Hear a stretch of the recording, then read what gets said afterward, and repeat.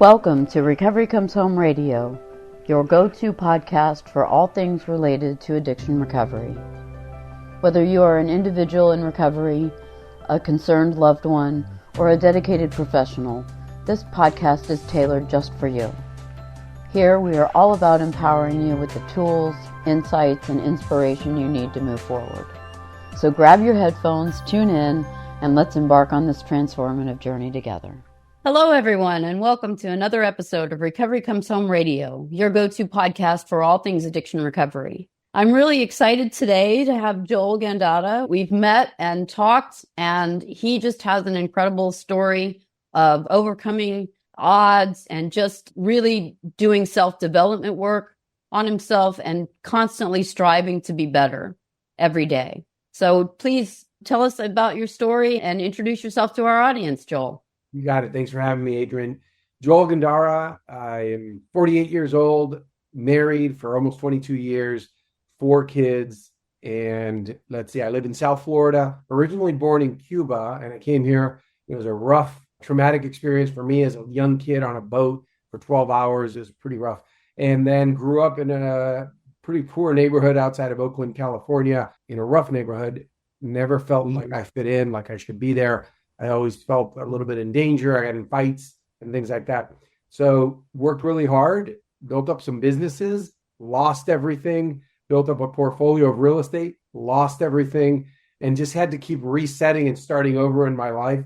Now I'm in a much different situation. I built up a company that worked really well and ran it for over 20 years, and I sold it recently.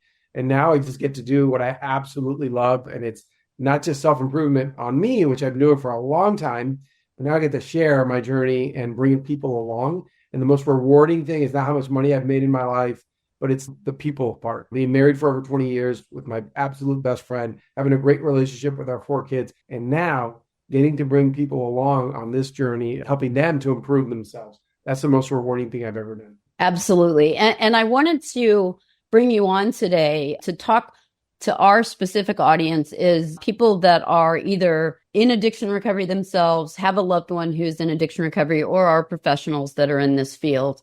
And the overlap here seems to be that you've been able to find a way to overcome your challenges in a healthy escape rather than running away from something. You were running towards something. There's a big difference.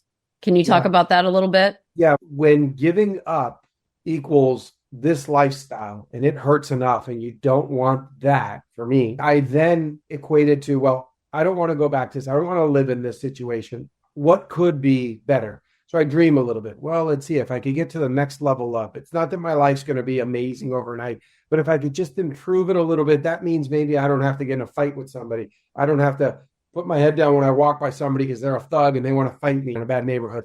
Then, you know what? Let me get to that level. Let me just go up one little notch, and then we'll debrief and see where we're at and get to the next notch, one thing at a time.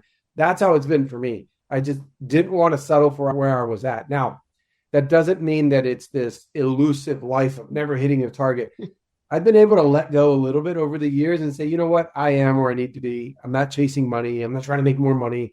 I'm not trying to get a better car. I don't care about any of those things anymore. But in the beginning, it was about, let me just level up one level, right? Yeah. Financially, or better neighborhood. But I think that's how it is, right? In the beginning, is anytime you're doing something new, you're just trying to get from where you were to where you need to be. Yeah. And Is Mm-hmm. I think that people try to shoot too far and then they get frustrated and they dream so big that they say, well, I'm not hitting that, so I may as well give up. No, don't dream big. I like to say dream small.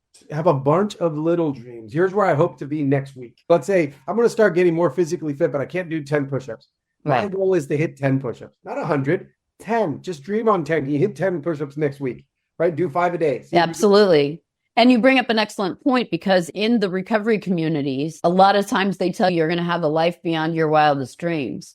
Well, the people they're telling this to that are new in recovery don't dream anymore. They don't even know what you're talking about. A life beyond my wildest dreams. I can't stop smoking meth. Yeah. And so you have to give that to them in those incremental bits, right? And so where another place would be like, oh yeah, you need to get a sober house, you need to get a sponsor, you need to go to meetings, you need to get a job. Okay, well, show them how to do it. Let's show people how to overcome. And one of the things that you said in your ABCs is to create a stellar support system. Man, I can't agree anymore. If you surround yourselves with those people that you were with, and I've had some incidents where I got in trouble when I was young with the law. Sure. And both times that I got arrested when I was young were with the same guy, the same friend. It was Yeah. that second time that I go, that's it. I'm not going to be around that guy. That guy overdosed a few years ago and he died. Wow. So I would have gone down that same path probably because he was a good friend of mine. But that second time I go, what am I doing? I'm 19 years old. This is ridiculous. This isn't the path I want to be on. Unfortunately, I caught that at that moment. The recovery community is set up such that the people in recovery get a white chip when they come in and surrender. That's day 1. And then they get to mark day 30, day 60, day 90. So right in the beginning, we give them some shots in the arm. Let's go, get them pumped up for this new life. And then the work of the steps gets in there where they actually get into what their core issues are. They can look at that and then actually get to the place where they can ask for the help they need. They don't even know. They just know, help me, but I don't know what to say to help me with. Sure. They know there's a problem. I don't know how this fits in. And this is really my question to you, but I make myself intentionally suffer because I think day-to-day life has become too comfortable. And 100 years ago, or let's say 1,000 years ago, our ancestors, Adrian, they suffered. They had to raise cattle. They had to raise chickens and then with no tools, right? They're a plow and they had to make things grow out of the ground and their kids died and their spouse died. Life was really rough. Life was rough. I like paying respect to the people that came way before me that I never met 1,000 years before. They worked so hard to get us here because their instinct and our instinct is to survive. So I purposely make my life difficult. How do? I do things like a cold bath. Yeah. You do hard things. You do hard things, don't you? Hard things to be uncomfortable because I feel like that wakes you up and gets you out of that anesthesia that we all live in, whether it's induced, alcohol, whatever we are, television induced, whatever it is, to break out of those. Screen time. People are playing Call of Duty more than they're spending with their family. Exactly. So I don't know how that plays into what you do with recovery and how you see it. But if you make yourself suffer in a healthy way like that, it might help wake some things up. Well, we say move a muscle, change a thought, right? The definition of insanity is doing the same thing, expecting different results. So you have to be open. If you're anybody, I am not in addiction recovery, but I am in recovery from a chronic pancreatitis that I got because I was born with a divided pancreas and then I was taken out playing softball when I was 23. So I spent from 23 to 48 in the hospital most of the time. And I've been out for 4 years. So I'm this brand new person with new eyes. And like we were talking about, you make yourself uncomfortable. You surround yourself with the people that are going where you want to go, not having been where you've been, or that's what you'll still get. Did you struggle with people around you? Obviously, you had to with addiction growing up. Yeah, I know a lot of guys that I went to high school with who aren't here anymore, and it was because of drugs. And then I saw situations where it wasn't as grave as death, but similar to it. And I'll give you an example. I played baseball up until my first year in college, and I hurt my back, and I got to work, and I never went back to play. There was a guy that I played baseball with when we were young. He was 16 and I was 18. He was an absolute phenom, and he got drafted, I think at 17 years old or 18, by a major league team, played in the minors. And within 30 days, he got kicked out because the guy couldn't stop smoking weed and he couldn't stop drinking. Yeah. And the guy was absolutely amazing. He didn't have to practice and he got drafted. We deal with geniuses. Yeah. We deal with absolute, hands down geniuses. And that hurts because you say, man, they have every gift that you could ever dream of. But they can't be the CEO of their own life. Right. You got to be the CEO of your own life. You know that, right? Firsthand. You bought your first house at 22 with money you had saved from scratching. You got dirt under your fingernails. Oh, yeah. You're not just talking out of the side of your neck here. Yeah, no, I started with zero. Came to this, like I said earlier, I came to this country on a boat and grew up in absolute poverty. My parents were proud enough to only accept financial assistance from the government for 2 months until they got jobs. They both got jobs right away, and we got off of it, never were on it again.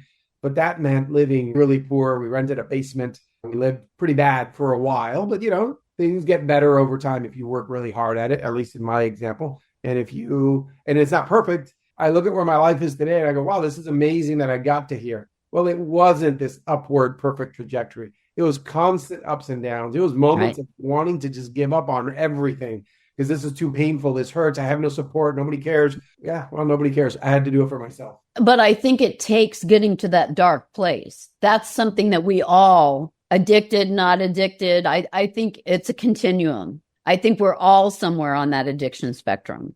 Oh, yeah. Because things like you, for example, you talked about a time where you used to work 100 hours a week and that only left 4 hours to sleep and eat. Yep. And taken to the extreme and not corrected, that can be a bad choice. Yeah. Well, it was at 19 years old, I made a decision. I did not want to get in trouble with the law ever again. I did not want to live in the neighborhood I did. I wanted to change my friends and level up. But how do I do that? Still in the same place, same neighborhood, same job. Well, I know what I could do. I have a job that'll give me unlimited overtime. All right, I'm going to take advantage of it. I'm going to kill myself for 4 years because I set a goal at 22 years old. And why 22? Because my older brother did the same thing and he bought a condo at 23 years old. And I just wanted to beat him. So I said, Nice. At 22, I will buy a house. Well, I was making $7 an hour when I made that decision. By the time I bought the house, I was making $10.50 an hour. So not much, but I was working in California. They had overtime and double time. So I would work. My record was 109 hours in one Sunday to Saturday. That meant 24-hour shift. It was a radio station. Go home for 4 and eat and take a 2-hour nap, shower, and come back again, do another 16 or whatever it was. So I did a lot of that. And I didn't spend money and I didn't go out to dinner and I didn't go to the movies. And I said, this is a short-term sacrifice where life's going to suck. And man, did it suck. I spent 4 years with a cold. It did not go away. Wow. I was always sick. But I said, I got to get to this thing. Yeah. I want to buy a house. I ended up buying a house way bigger than nothing fancy. It was 1,300 square feet with a little 3-bed, 2-bath old house. But it was way better than what my parents were able to afford and where they lived for 20-something years. So that made me really proud. And that set me up for the next thing and the next thing. And we went from there. And I think that's a really good way to learn is that you have these incremental shifts. Like you said, it's not a one-stop trajectory. It's a stop and a start. It's 2 steps forward, 1 step back, and then it's 2 steps back, 1 step forward sometimes. Yeah, well, I've drawn my life out on a piece of paper before. You put it kind of sideways and you go this way.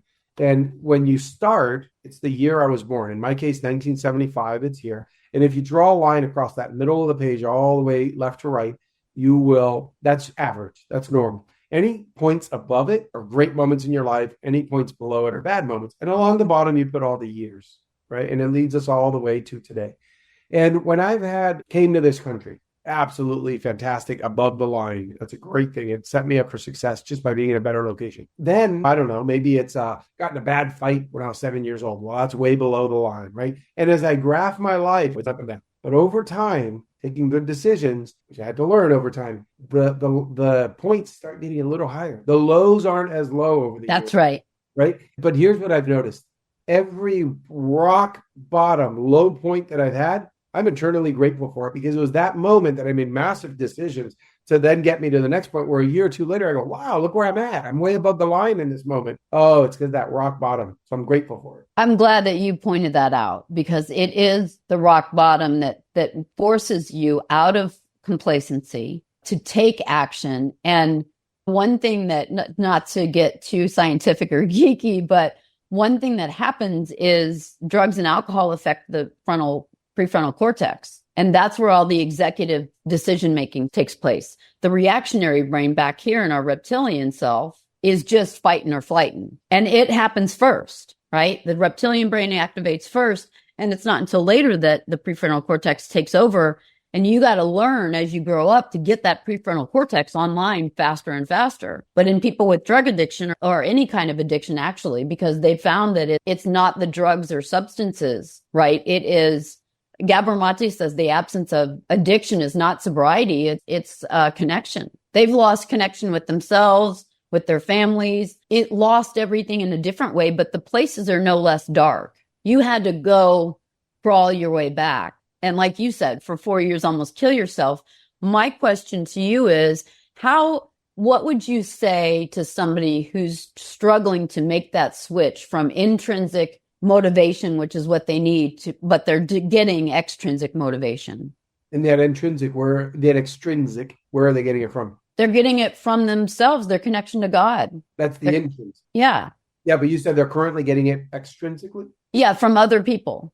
from other things, filling the void with X, Y, or Z. Yeah.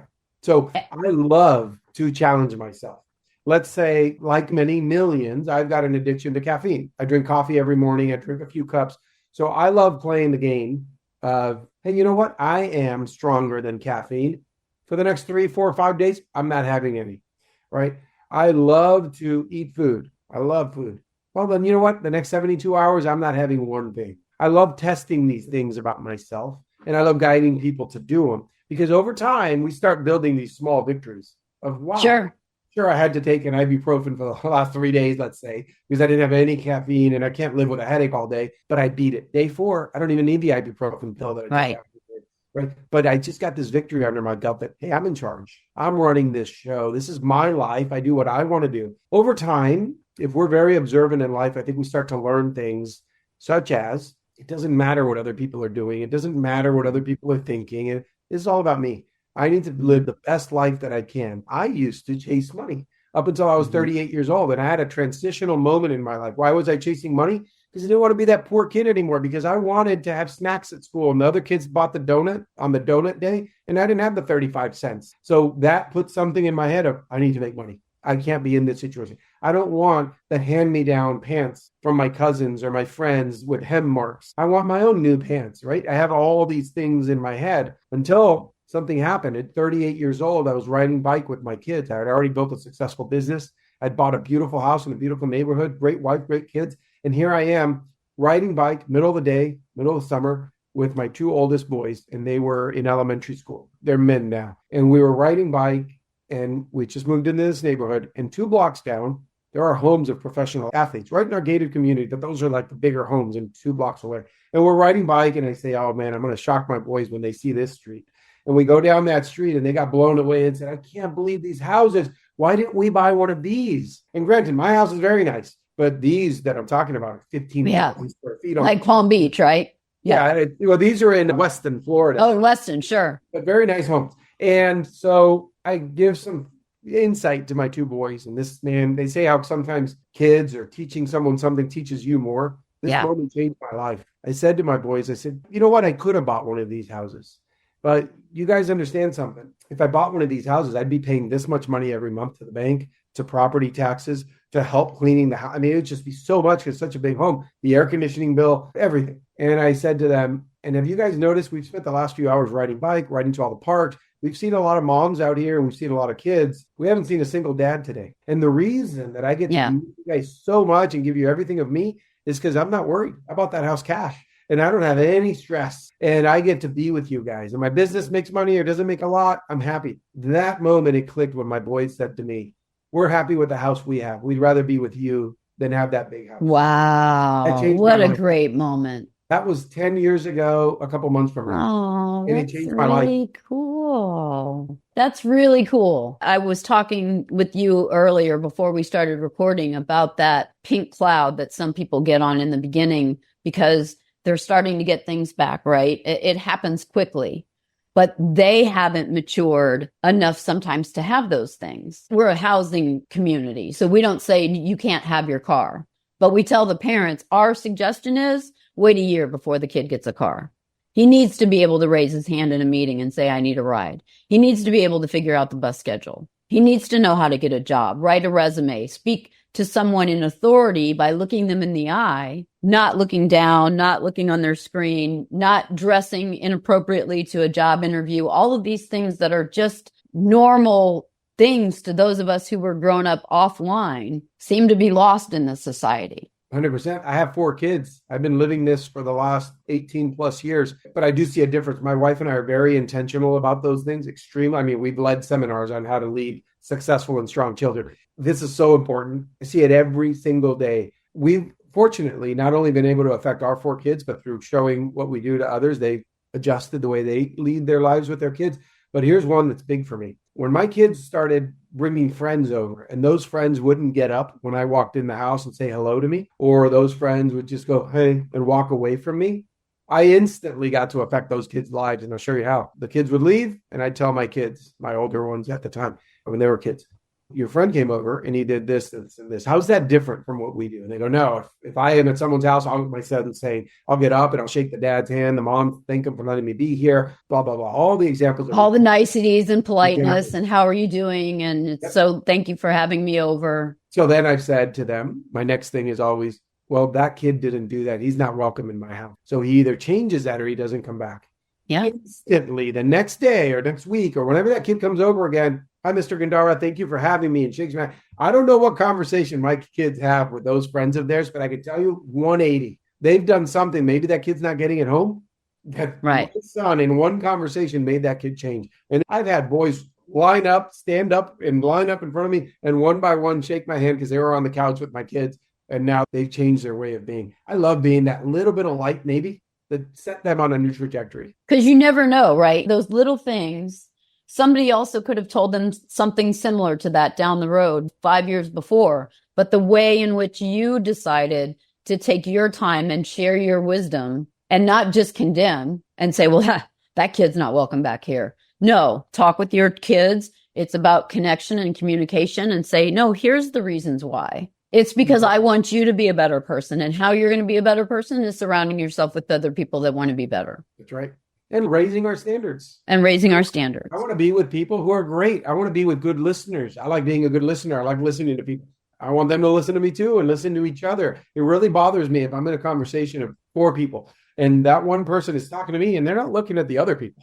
Right? Hey, we're all in this thing. Be that person. Be inclusive. Right. Make them feel good. Do those right things. Yeah. The next right thing leads to the next right result. Yeah. You tell me how you do anything, and I'll tell you how you do everything. And I say that about recovery. How you recover from anything is how you recover from everything. You mentioned the ABCs of recovery. We'll mention them again briefly because I always like to tell about myself and our business. Would put a shameless plug in there. A, accept your responsibility, right? Accept your situation for what it is and take action. B, be brave enough to start over and over again until you get it right. Don't settle. And C is create a stellar support system for yourself because other people have strengths that you don't.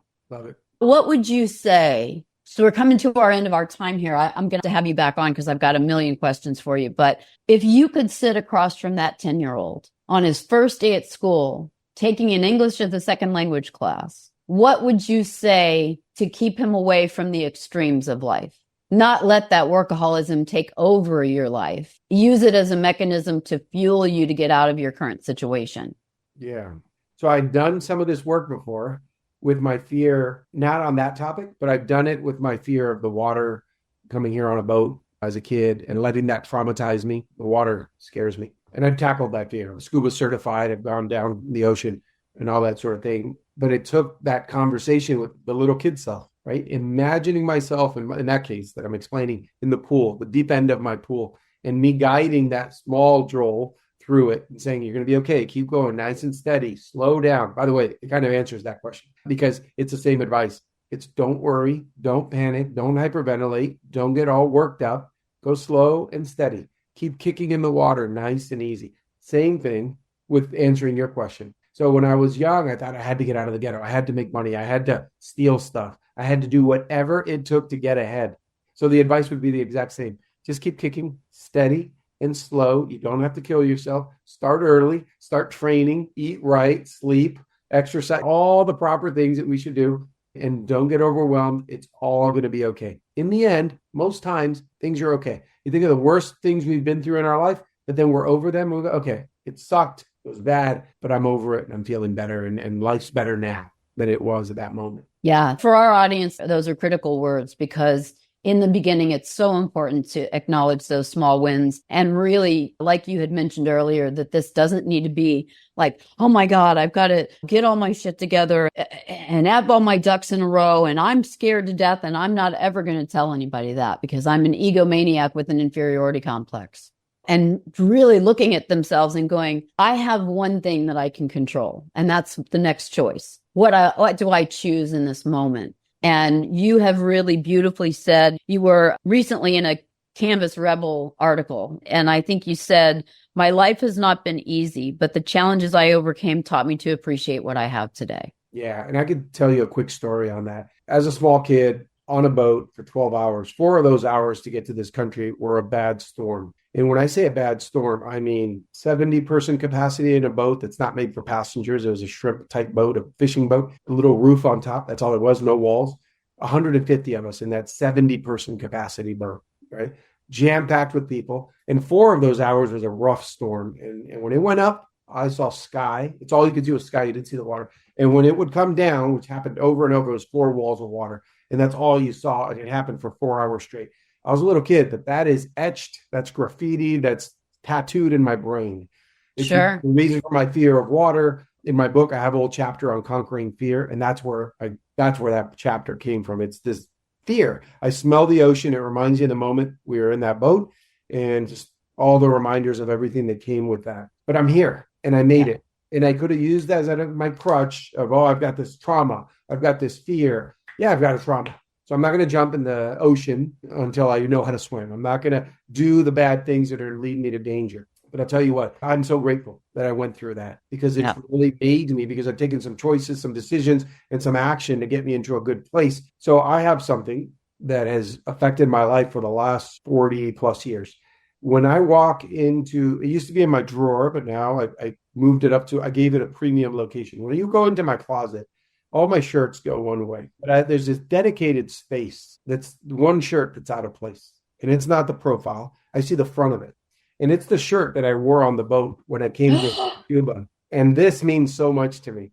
Oh my gosh, that gave me chills through my whole body. It gives me chills every morning when I wake up. I walk into my closet, 2 things happen.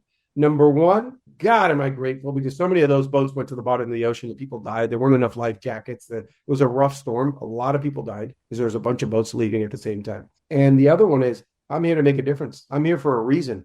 I'm the chosen one. And by the way, by the chosen one just means I'm alive. We're all a chosen one. We're here today. We're alive.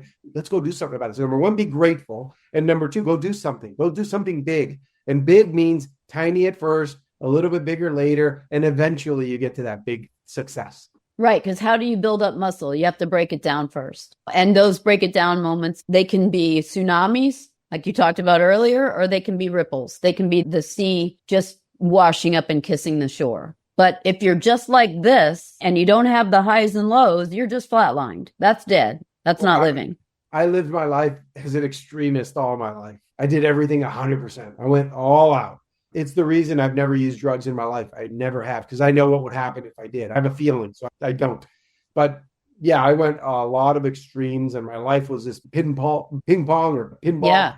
Right now, I equate my life today to that moment when that boat went into the U.S. naval base in Key West, and that bay was so calm, and there was a long cement dock, and we pulled into there, and the soldiers greeted us nicely, as opposed to the soldiers that shoot us away in Cuba and yelled at us. And the women volunteers there gave us soup and chocolate and soda and greeted us after we hadn't eaten for a couple of days. So my life is now that Tranquility Bay, that bay that we came into, and after a lot of ups and downs. So there is hope at the end. Absolutely. And that's a perfect message to end on. We always say hope lives here. You'll hear it in our outro coming up here in a couple of seconds. But I just really want to honor you and thank you for your time today. You have turned your own story into a success. It has ripple effects through the people that you work with, through your children. You have so many reasons to be proud of yourself. And I really thank you for walking us through. I'm going to talk about you and that. I'd love for you to walk our guys through that assessment. 0 is here. I'm 52, so I was born in 71. And where do I sit? Because we are all on the continuum. And if you don't know and you're not educated, you can't help yourself. So I can't wait to see you back. It's been a pleasure talking with you. And everybody, tune in, put those headphones on, because this is an episode you won't want to miss. We'll see you next time. Thank you for tuning in to Recovery Comes Home Radio. We hope that today's episode has provided you with valuable information and insights on the recovery process. Remember, you are not alone on this journey. Keep seeking support, practicing self-care, and moving forward one step at a time. Until next time, stay strong, stay resilient, and stay humble. Hope lives here.